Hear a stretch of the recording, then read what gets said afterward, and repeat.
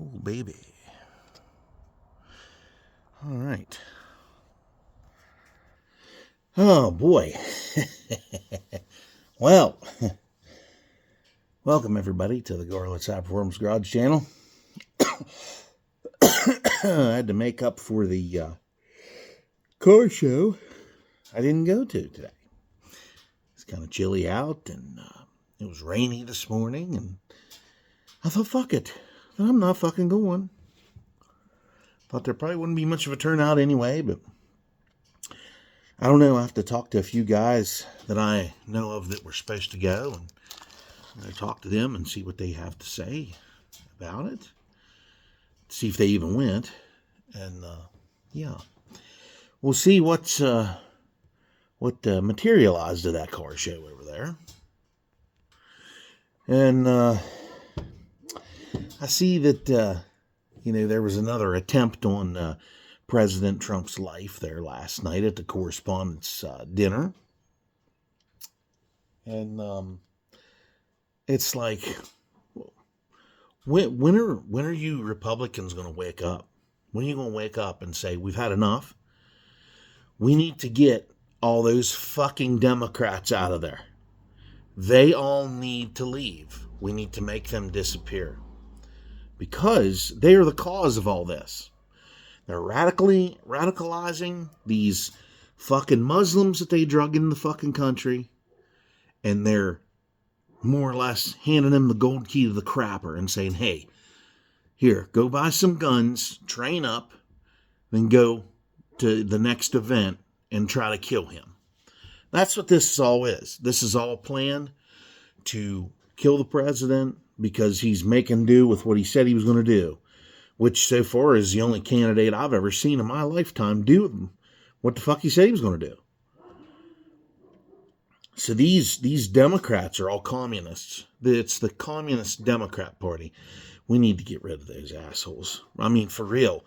This needs to stop. And we need to round up all the Muslims. And I don't care if you think you're a peaceful Muslim or not. If you're a Muslim, get out.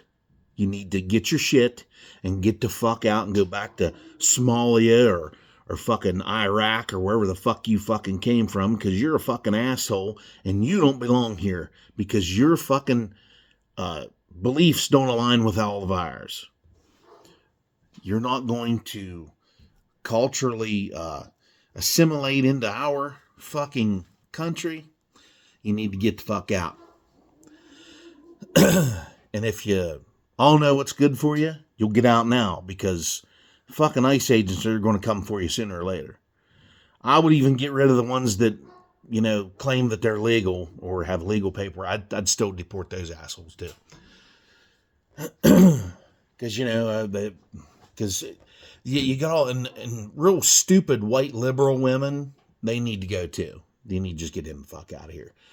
And they're the ones passing the ideologies that you don't need a man to do anything. These women are saying, oh, I don't need a man. I don't need a man.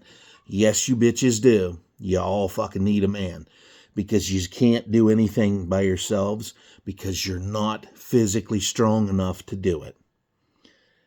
And you just sit and think about that for a minute. This is all the ideologies passed on by the World Economic Forum. That's a place we need to put an airstrike out on immediately. These people need to be annihilated. We need to get rid of these people because they are trying to enslave the world because they're the richest of elites that are trying to rule the world with an iron fist. But then the thing is they don't realize is that after a while, if they take power of the whole world and they enslave all of us, their money will be worthless then. Because they'll be in control of everything. Everybody will be under surveillance. Then what? Your money's worthless. You will, they're saying is you'll be happy with nothing. Well, I know one thing. While I'm still breathing, if you think you're going to come here and try to buy my guns from me or, try to take my property or anything like that, just like Charlton Heston used to say, because he was one of the head honchos of the what is it called? The fucking National Rifle Association. You can have it when you can pry it from my cold dead fucking hands, motherfuckers. You can come take it when I'm fucking dead. You're gonna have to fucking kill me to get my shit. Because I ain't giving up my fucking cars. I ain't giving up my fucking land. I ain't giving up anything. I don't have a whole lot, but I'm not giving it the fuck up. You're gonna have to fucking fight me for it. And you better hope the fuck, from the last video there, see my shooting, you better hope the fuck I brushed the fuck up. Or I should hope I should have. I got a comment on that. My friend of mine there I shot with, those were all his guns. I didn't take any of my guns. He had the 50 caliber Desert Eagle pistol, which that thing right there, if you love guns and you shoot that gun there automatically make you fucking horny. I don't give a fuck who you are, because that gun is just fucking amazing. I mean, the recoil from it is not that terrible. I mean, it kicks. I had a blast shooting it. Even whether or not I hit anything or not with the son of a bitch. I know most of my shots did hit. But I wasn't looking for accuracy as far as bullseye goes. I was looking to just hit what I was aiming at. Which, those helium tanks, they looked like fucking blocks of Swiss cheese when we were done with them. So I was aiming, when I shot the 9mm, I was aiming for the valves on the end. I did manage to hit one of them with the AR-15. He had the smaller rounds with the AR-15. They were passing through those damn helium tanks so fast that they didn't even move most of the time. Because that's when I thought we weren't hitting it. And that's like with the British 303. I didn't think we were hitting anything, but we were. We were actually hitting it. I just couldn't see that far to see if there were any holes in it. But yes, we were hitting the far out one. Next time, I'm going to bring my 22-250 and my 30-30 lever action. I'm going to bring those two out and have a little fun with them next time we go to shoot, whenever the fuck that might be. But yeah, this stuff with them this is like the fourth time they've tried to assassinate the president, and luckily this guy didn't even get a shot squeezed off. And they said there was like 5 gunshots at this correspondence dinner. It must have been those fat lesbian women shooting at this guy, and they were missing him. And the one that couldn't get her fucking gun back in her holster over in Butler, PA. She was there trying to, because she was big enough to have her own fucking orbit. She couldn't go around there to see where to put her fucking gun back in, because she couldn't see for her fucking her love handles hanging out over her belt. So I know I'm fat, I'm one to talk, but still, you can't have short lesbians, protecting the president. That's all there is to it. Grace, he's fucking 6'2", and they're like 5'7", 5'6". Come on now, really? You're gonna have a bunch of fat lesbos protecting the president? Come on. That's Biden's bullshit right there. They need to get rid of those people. Need to put them behind the fucking desk. Get all these taller, stronger men behind these to protect the president, because that's the job of the Secret Service. Even though the Democrats have defunded the Secret Service for the president, so shit needs to happen here. Things need to change as far as that goes. Things just need to change, and need to get this shit under control, because a lot of stuff is just bullshit. And it's like, like AOC and Ilhan Omar, those bitches, that other fucking Muslim fucking crackhead that's in there, that ugly bitch. They really need to get them out of here. You need to get those people and expel them from Congress, because writing them an angry letter just isn't going to fucking cut it, okay? That's like going somewhere and taking an ice cream cone and turning it upside down, sticking it on top of somebody's head that you don't like. Ooh, what's that going to do? Oh my God, my head's cold and sticky now. What is whoopity fucking do? You need to go there and physically drag them away. Physically nail them by the fucking neck or the hair and drag them, heels kicking, out the fucking door and say, get your fucking shit. Well, not even that. We didn't even let them get their shit. I'd say, your next fucking trip is back to Somalia, you cocksuckers. And that's where I'd throw them. Yeah, AOC too, I'd throw her over there since she thinks it's so fucking great over there. And America's a shithole. So, in New York City, you dumb motherfuckers, you got what you voted for. I'd put a gate around that son of a bitch. That whole fucking state.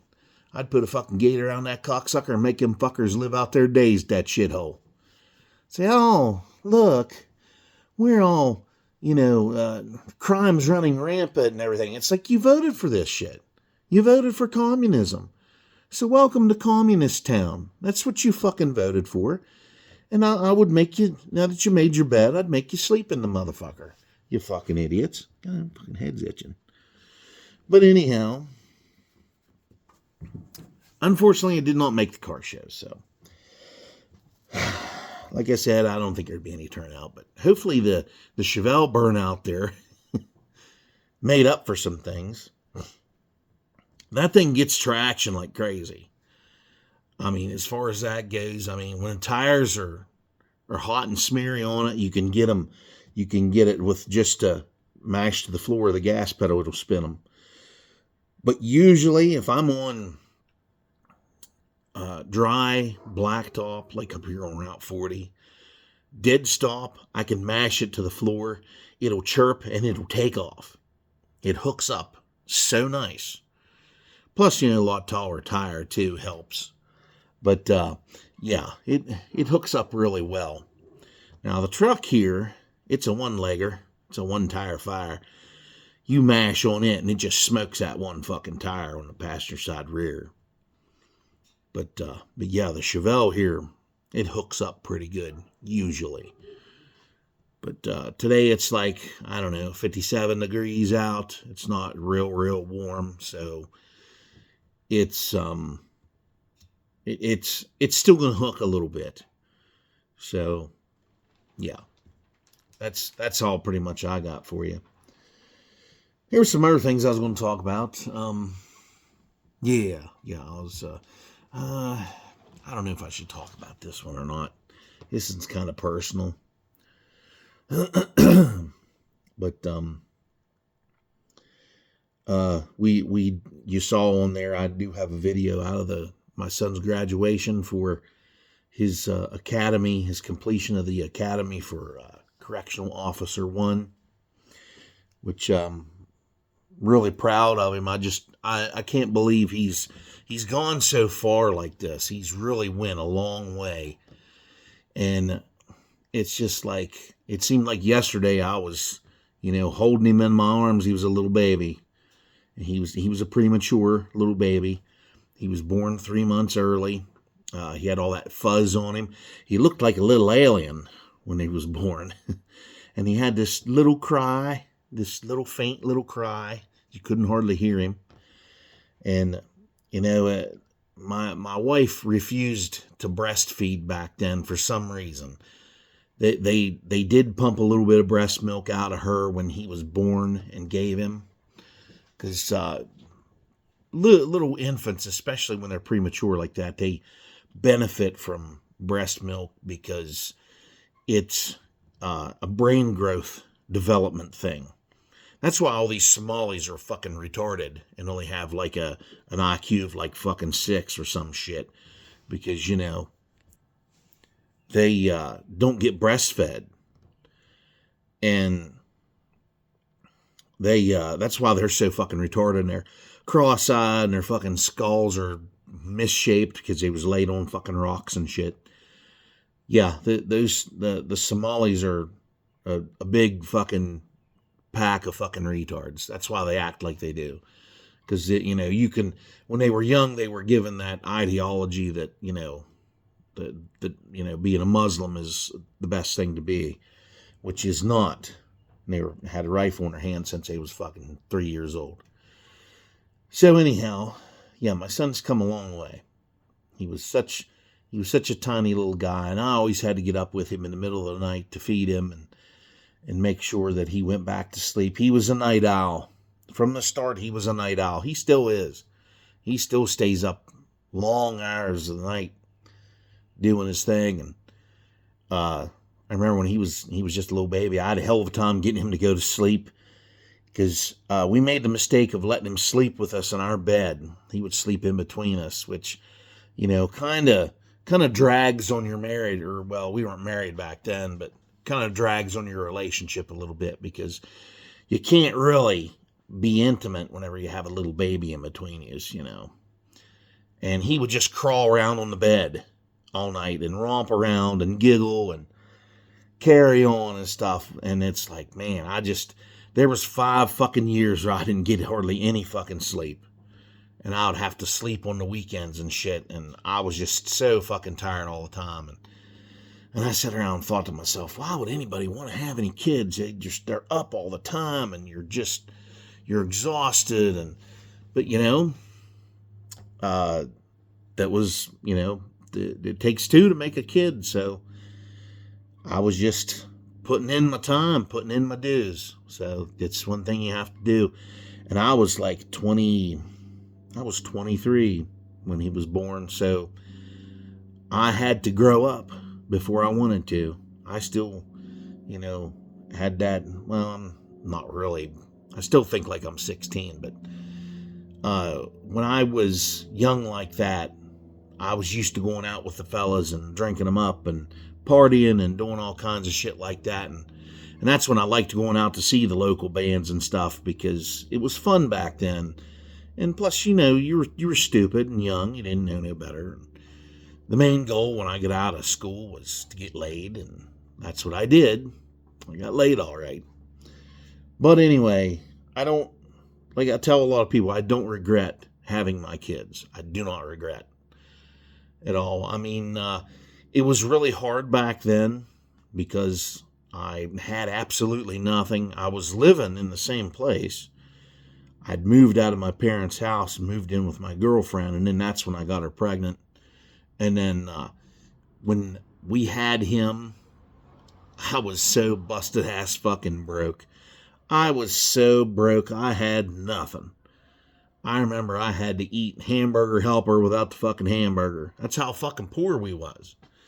And back then, that was back when, shortly after that, after he was born, that was, he was born on the 17th of September. That same year, 2001, was when the World Trade Centers got hit. And I remember after that, it seemed like just this big rigmarole bullshit it was a vicious cycle of bullshit. Prices of things started going up, and I was making like $6.50 an hour unloading ocean containers down here at a place called Schwab, S. Schwab Company, Little Me and Ralph Lauren baby clothes, and Little Tykes toys and shit like that. I was working a warehouse down there, and it sucked. I enjoyed the job, but the pay was just fucking terrible. It was so terrible.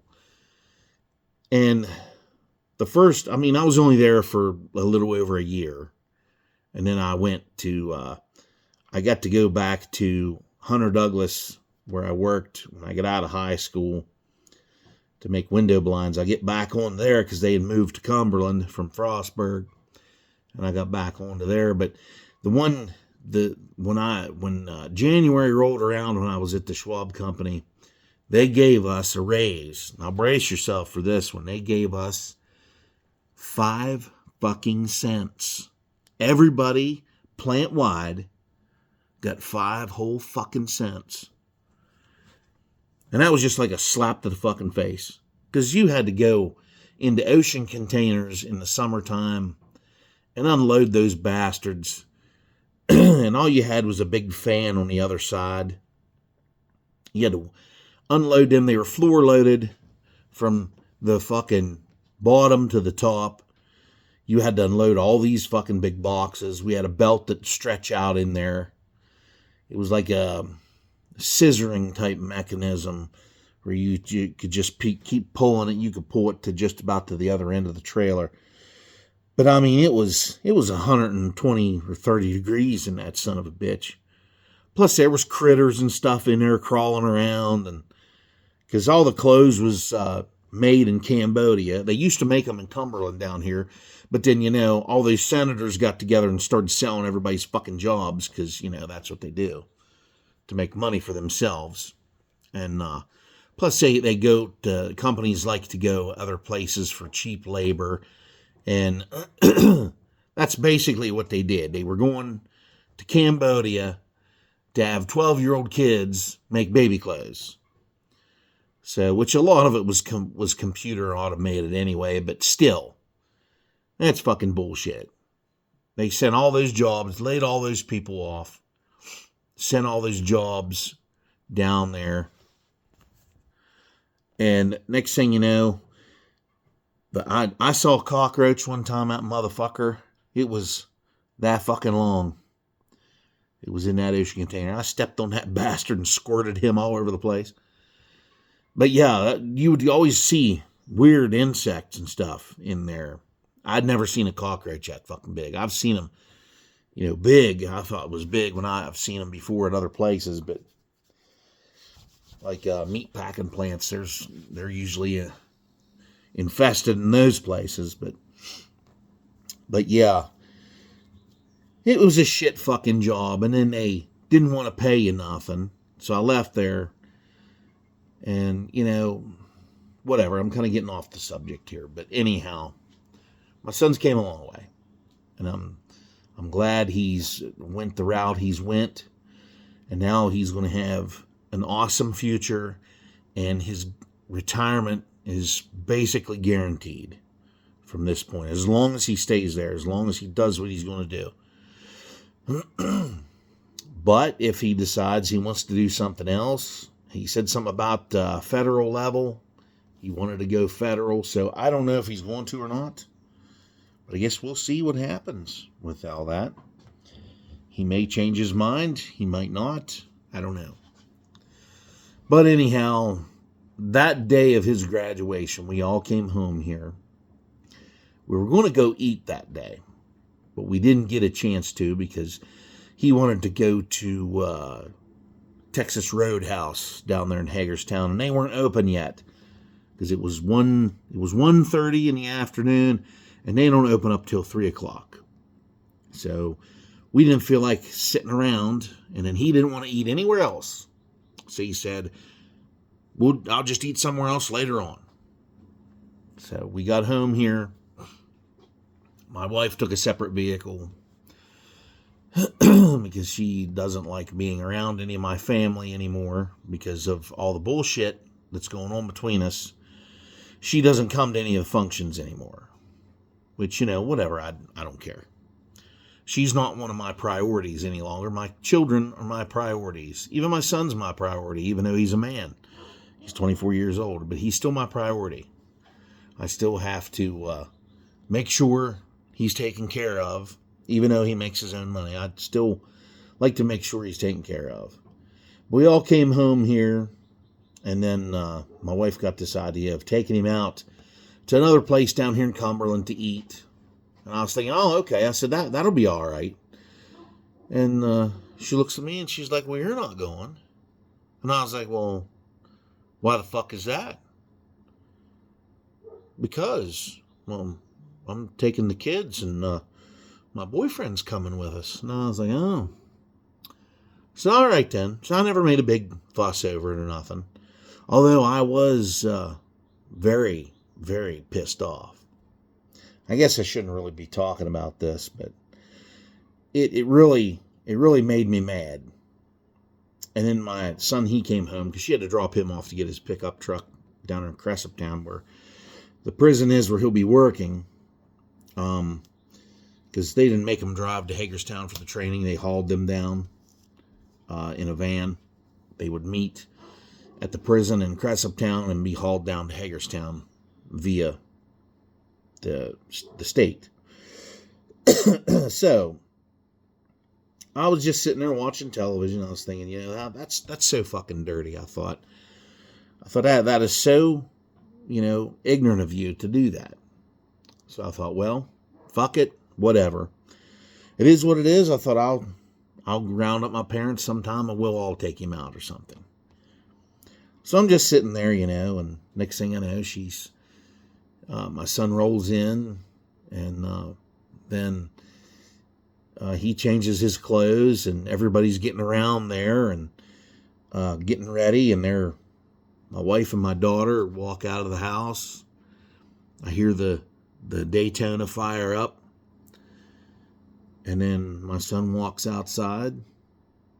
Then I see him come back in with his uniform, and he goes back in his room, hangs his uniform up, and I was waiting for him to come out, and he never come out, and I was like, oh, okay. Then I heard the Daytona shut off, and then my wife comes walking back in, and she looks at me and she goes, "You need to make him come with me." I said, "How's that?" She said, "He's refusing to come." I said, "Okay." I said, "Well, he's a man." I said, "He can make his own decisions in his life." I said, "So, what would you like me to do?" "Well, you need to tell him that he has to come with us." I said, "Okay." So I walked back in the room and I said, "Well, bud," I said, "just to keep the peace with your mom," I said, "just go to dinner with her." I said, "Just to save argument." I said, "Just go." And he says, "Nope, I'm not." And I looked at her and I said, I tried. I said, "I don't know what you want me to do." I said, "I'm not going to make him do something he don't want to do." I said, "He's not 10 years old anymore." And she was prying information, and he come out and just said, "Hey, you know what?" He says, "I don't want to meet whoever you're seeing."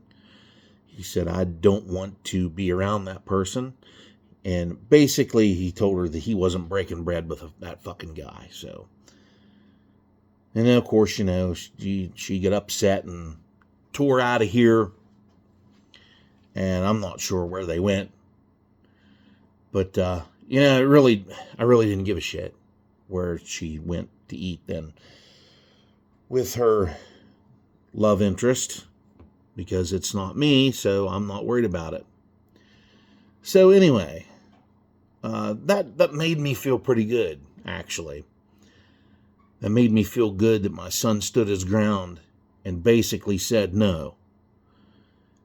And I understand this divorce thing is rough on children. I mean, my parents are still together after all these years. They've never divorced. I mean, they've had some bad fights that I've witnessed. But everything, at the end of the day, was better. So nothing terrible ever happened between them. But this shit right here, I understand. I know I've been friends with kids when I was little. Their parents have got divorced. Even my mom's brother, he got divorced from my ugly whore aunt. And the thing was, though, I don't think it was rough for my cousin, because, well, he's a fucking asshole anyway. I don't care much for him. They basically bought him. They would basically buy him anything that he wanted. They were fighting, trying to buy his love, more or less, maybe. I don't know. But they bought him anything they wanted, because they did the parenting thing. They took care of their kid. So I'm not a big fan of his. I could care less what the fuck he's up to or where he's at. We don't get along. I don't care much for him. So anyway, but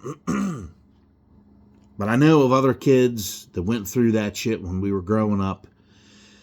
And when it all comes down to it, the man of the house will take what he can for his kids. And that's what I did. I did this for 11 long fucking years. I've suffered. I've sacrificed. I've did what I had to do. I took the brunt of the bullshit.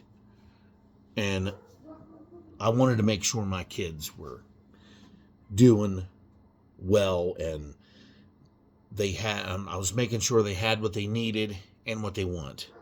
That's my job. That's a dad's job. And there was many times where she wanted to separate, and she's like, oh, you're going to move in with your parents and I'm going to stay here. And I was like, no, we're not playing that game, because you don't own any of the property here. This is my family's shit. I mean, I'm on my dad's property as far as that goes. My trailer, that was my grandmother's trailer. I live in it now. She passed. This right here is where I met my wife that I currently have and am going to get divorced to. This is where we met, pretty much. And now, well, it's basically over. I mean, we're going to get divorced. I'm just waiting on her to print out the paperwork, because she said she has it, and it's like in an email or something. So it needs printed out so we can sign this shit and get it underway and get this over with, because she's basically living with the guy right now. So I really shouldn't be talking about this shit, because it's painful to even talk about, and I hate it. It makes me fucking furious when I sit around and think about it. So try not to think about it too much. Even though, I mean, because women are the ones that always insinuate the divorce. They always do. Because they don't give a shit. They don't care. It's not a big fucking deal for them. They don't give a fuck. They're always the 3/4 of the time. They're always the ones that are running around. Because what happened was she got to hanging around a bunch of single friends, and I think that was a lot of her influence. So if you have a wife that thinks that she should be going out with the girls every fucking weekend, stop it before it gets bad. Because those people, you got to try and keep them away from your wife, because when you are a mom and you have children, you're not supposed to be out there fucking around with other single women. And next thing you know, they're fucking other people. They're fucking cheating on you and shit. And the next thing you know, they find somebody they like that's better than you, because, they find out that later on they don't want to be married. I mean, we were together since 1999. And, let me see here. We got married in 2007. I didn't want to get married. I never had the desire to marry. But then I was always told from other motherfuckers how, oh, it's terrible. You should get married. Your relationship doesn't mean jack shit unless you tie the knot.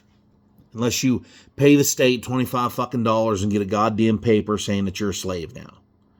That's basically what marriage is. Marriage is fucking slavery. But back in the day, it wasn't. But it is today. It's terrible today. So anyhow, that's basically what is pretty much going on here. But, it made me, my son really cheered me up when he refused to go to dinner with that guy. And I thought there for a minute, I thought, hell, I'm going to be alone and nobody's going to want to come see me or anything like that. It made me feel bad. I mean, my daughter's only 10, so she doesn't really understand what's going on. Plus, her friends in school, all of their moms are single. Her friends' mothers are all single women. And they're single moms is what they are. And she said that her friends are always talking about how their moms meet all these different guys and drag them home. And, you know what they're doing. They just drag them home, fucking them, and then, it's like a catch and release program. They're bringing them home, fucking them, and they're swabbing their dick off on the fucking curtains, and they're taking off. Because no man wants to raise somebody else's fucking kids. I don't give a fuck who you are. And my neighbor that I was shooting guns with, he's divorced too, and he basically, well, the woman he married, she already had a kid to somebody else, and all they did was fight about the kid, because that's the thing, he wanted discipline. She didn't want him to discipline the kid because he wasn't the dad. And I mean, that's why relationships like that don't work. I mean, the woman that you're running after, she can be the most beautiful woman in the world and be so nice and so awesome and the greatest in the sack and all this other shit. But at the end of the day, when she's a single mom, that kid is going to come first. You're not. You're just her love interest. And when it comes down to it, she's going to pull all the stops out for that kid. And I understand that. I get that. That's her flesh and blood. That is a little clone of herself, kind of, whether it's boy or girl. And she's going to prioritize that child and make their needs first over yours. So sit and think about that before you run after a single mom. I mean, it'd be nice to have sex or have a fling with one, but then you don't want to be in a relationship with one of them because you're never going to be their priority. You're not going to be thought about a whole bunch. I mean, because like when I was growing up, my mother made dinner. She had dinner on the table when my dad came home, or she was in the process of making it. And it was always what he wanted. It wasn't what us kids wanted. Because we took a back seat to my dad. When it was, hey, we're having this for dinner. If you didn't want that, you either found yourself something to eat and made it yourself, or you didn't eat. It was just that simple. Now, because I cook all the fucking meals here, and I have for, a long time, pretty much. She has cooked a meal here and there, but I've done it the most.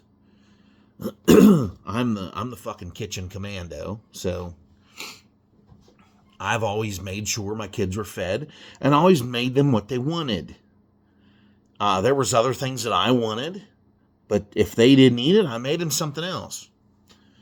And that's not how I was brought up, but I did that just so they could eat, so they had what they wanted.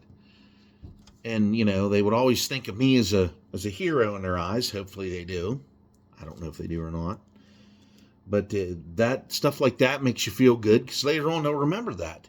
They'll remember old dad stepping up and doing things for them. They'll remember this later. Unless they're totally oblivious to the fact. But I really think my son I think it's made him think about the current situation and what's going on.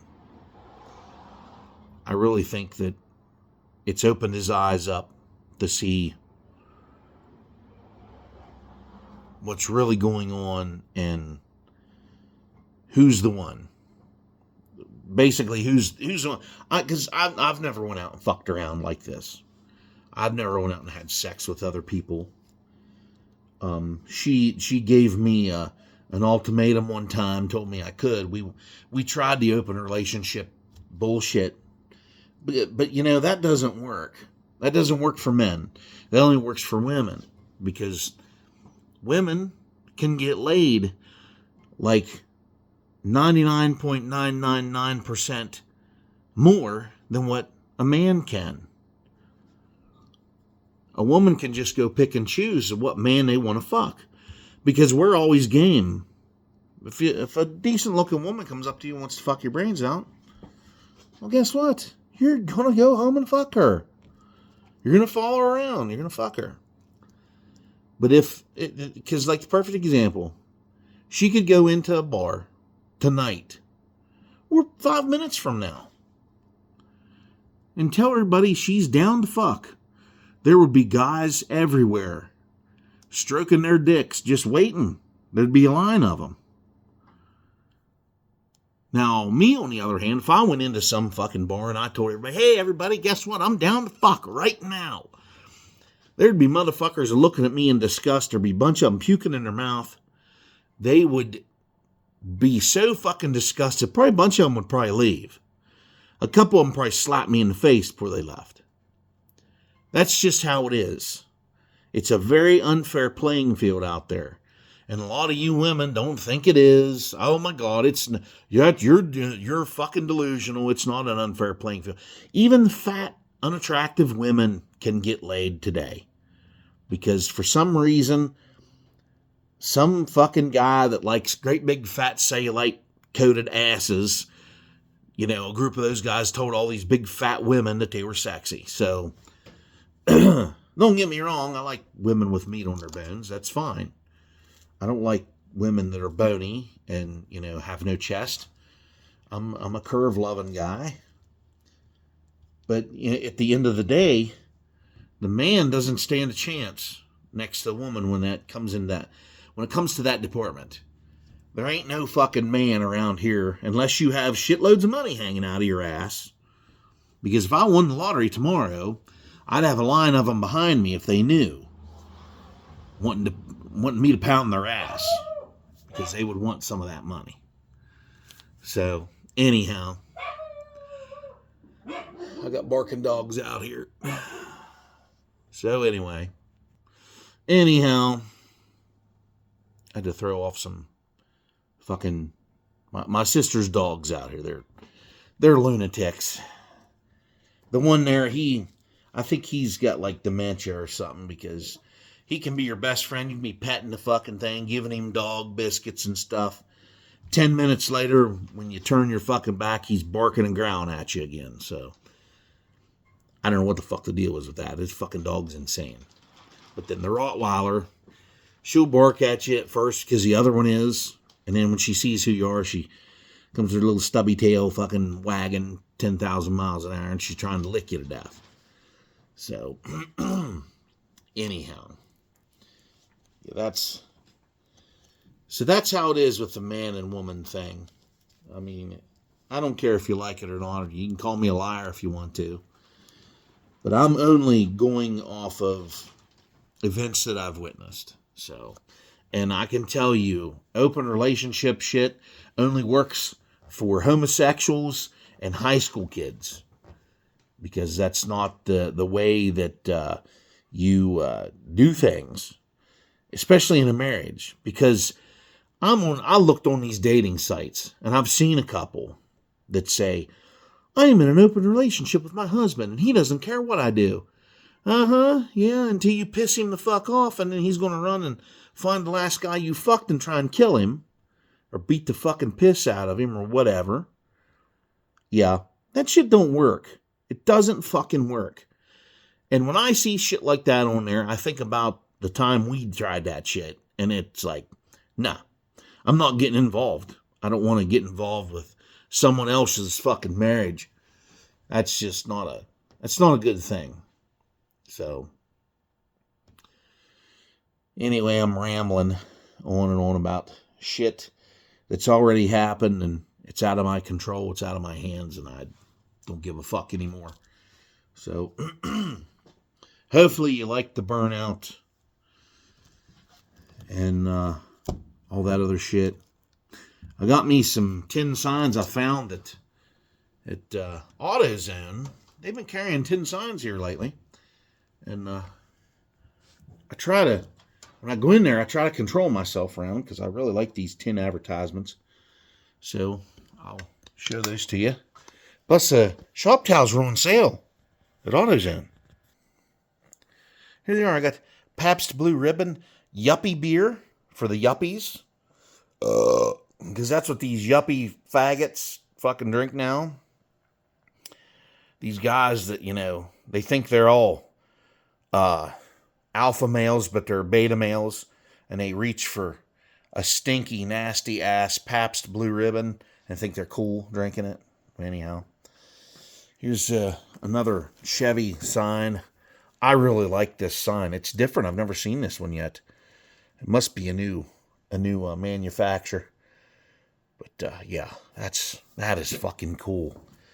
And I don't know if I showed you any of these. I got a few for Christmas. I never hung up yet.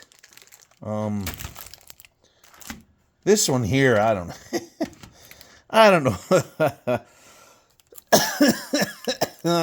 I don't know what the fuck I'm going to do with that one. Dirty hoe. The dirty hoe. But this one, the WD-40 one, I like that one. That one's pretty cool. So, do you have tight nuts? Yes. Yes, I do. Unfortunately. So, and plus I have this one. I've had this one for a while. It's, the warning, there's nothing here worth dying for, which is correct. I've had that one for quite a while. I bought this one down at Surplus City, is where this one was. So I got that one there, and that one's pretty cool. Plus the cat license plate I won when I worked at Heritage. I don't know what the fuck I'm going to do with that one, but I don't care for the camo. I'm not a camo guy, but I'd rather it just be like the diamond plate. That's the one I wanted. And I got that because somebody else got the diamond plate one before I got there. So anyway, everybody, here's the legendary burnout car. I did have one other car that was the fucking burnout fucking king. And that was the 75 Chevy Monza Spider 2+2 that I had when I was in high school. In between the Chevelles, I had a yellow 70 Chevelle that me and my dad fixed up when I was a kid. It was my first car. And I sold it because it was in bad shape. It wasn't in real good shape. And we basically puttied it up, and then I got rid of it. I really loved that car. It was so awesome. But, I didn't have no money to fix it up because I was washing dishes part-time at Penn Alps in Grantsville. And then I sold the car. I got $3,000 out of it. And then a guy that worked at Advanced Auto, he ended up with it. And then another guy I know bought it, and he had a garage fire, and it was inside the garage, and it burnt to the ground in the garage. So it was pretty well a total loss.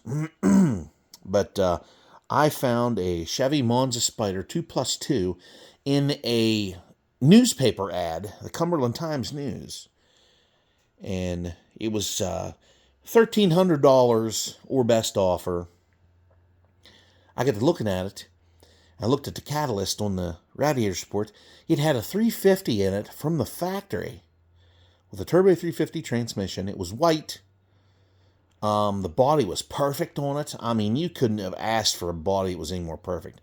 The one taillight was kind of fucked up looking, like it had, got knocked out, and they had put one off another one on it. I bought it for $1,100, and I got it home here, and first thing I usually do with those cars is I check the brakes on them. I'll do a brake job. I'll do wheel bearings. Do the back brakes on them. The car didn't have a lot of brake for some reason, and it was really hard to start. It had a remanufactured Quadrajet on it, and it was fucking terrible. It didn't want to start, and when you did get it started, I ran it up and down the road here. It had a ram's horn on the driver's side because the steering column coming down. And then on the passenger side, I had a regular manifold on it, cast iron. And I got to running it around here, and after it warmed up the one day, it had a rod knocking in it, in that 350. And I had a bunch of that money left over from the other car. So I took all that money, pulled out the engine and transmission, had the engine board 30 over, put a big old cam in that son of a bitch, The heads weren't anything special. They were 194s. Nothing to write home about. Because I didn't have no money for heads. If I'd had money for heads, because I think it was like $1,000 back then for a set of fucking Edelbrock Performer heads. But it had an Edelbrock Performer intake on it already. So I put that on it. I put a Holly 600 on it with a vacuum secondary manual choke. Put a shift kit in the transmission. I forget what for fucking airplane freeway gears it had in it. I never looked at them. But that son of a bitch would smoke the fucking tires now. I mean, it would just melt them bastards on the ground. Because there was basically no cars. There was like putting a fucking engine in a wheelbarrow. Basically, with a fucking seat hanging off the side of it. So it was pretty dangerous. Because I was just a kid back then. I was like 17 when I had it. And I was on my mom's car insurance. She took it for a ride one night. And saw how dangerous it was. And she was in the rain with it. And spun it around. And then came home and told me that I needed to get rid of that son of a bitch. Because I was going to kill myself in it. So I had no choice. I had to get rid of it.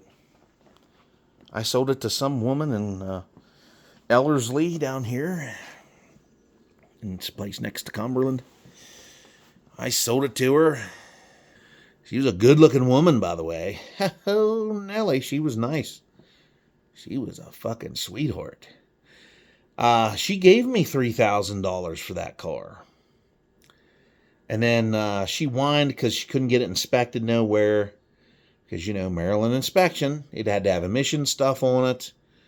I had an EGR block-off plate on that son of a bitch. All this stuff, I got rid of the emissions equipment that was on it. And so I decided to give her some money back. And I said, either take some money back, or just give me the car back. I'll tag it and keep it. Which I was hoping she'd give it back, but she loved it so much.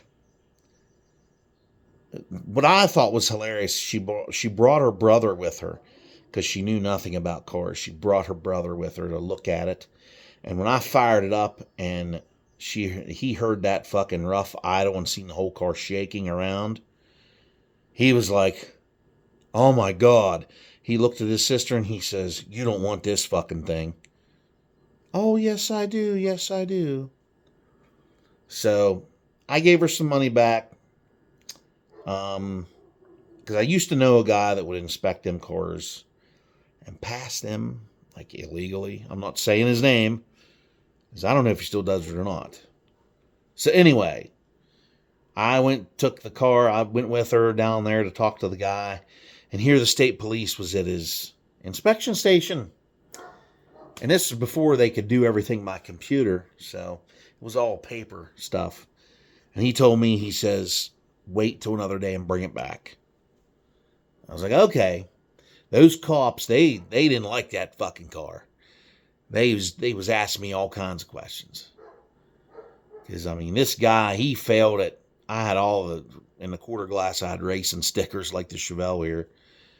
And the tires weren't real good on the front of it. They were, because the alignment was off. Plus I had spun the shit out of the back tires. They were pretty thin. And those cops, they were in and out of that son of a bitch. They was on that fucker like white on rice. And they were not happy what they saw. They asked me just how the fuck I got that thing on the road the first time.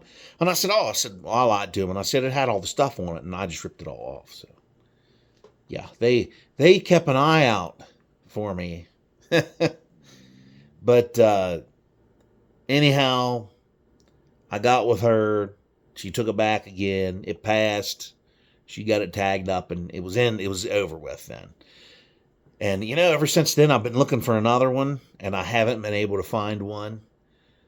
The ones I have found are usually rotted to pieces because they weren't made out of much anyway. The metal in the late 70s was not real good.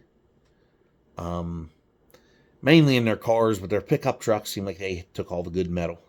for their pickups. But a lot of these cars from the 70s just didn't have good steel in them. That car was a 1975, and they stopped making the Monza, I think, in 1981. I don't know why. I guess I don't know. They seem like a good seller. They mainly had 4 cylinders. You get a 4-cylinder in it, or there was a couple of V8s you could get in them, but the rare one was the 350. If you found one with a 350 in it, you had gold. And I had gold, and I wished I could have kept it. But conflicting forces made me sell it. And I missed that car so much. It was so fucking dangerous. I loved it. The key to having a vehicle like that is to, when you get a car and it's heavy, try to lighten it up as much as you can to get as much power out of it as you can. Because that's the only way it's going to hammer. So anyway, I'm rambling. I need to get off here. Everybody, have a good one. It's motherfucking Sunday, unfortunately. I have to go back to work tomorrow. Start on the daylight shift here tomorrow. I'm going to be sweeping. I don't know what the fuck we're going to be doing. I actually need to call my boss and see what the hell's going on for tomorrow. So, like, share, comment, subscribe, and I will see y'all on the next one. Hopefully, the next car show date that we get to hit here will actually be a car show. So, I got to find out when that is. See y'all on the next one.